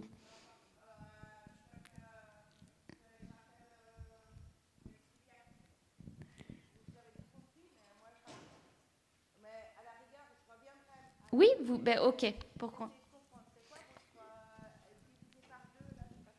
Oui, je ne savais pas si vous vouliez dire comment on a délimité le zonage ou si comment on a défini combien de terres agricoles on allait rendre urbanisables. C'est ça que je n'ai pas bien compris. Mais en tout cas, au niveau du zonage... Ah, on n'en a pas... Et dans l'autre sens, on n'a pas rendu... Enfin, en tout cas, on n'a pas eu de nouvelles terres agricoles par rapport au projet qui est actuel. Non. On n'en a pas rajouté. Oui. Ouais. Et pour la deuxième partie, on mettra en place des permanences. Vous pourrez venir nous rencontrer. Oui. C'est ça, c'est qu'il y a les permanences. Ouais. Et puis après, il y a l'enquête publique. Donc ça, ce sera largement communiqué. Donc là, ce sera une période vraiment spécifique où tous les habitants de Publier pourront venir consulter les documents en mairie. Donc, il y a soit vous prenez un rendez-vous avec la commune, mais pour l'instant, on n'a pas fixé le projet. Et puis, pendant l'enquête publique, là, c'est officiel, c'est l'enquête publique, c'est un temps dédié à la consultation de la population pendant 1 mois. Bien, je vous remercie pour votre participation active et puis je vous souhaite une bonne soirée à toutes et à tous. Merci.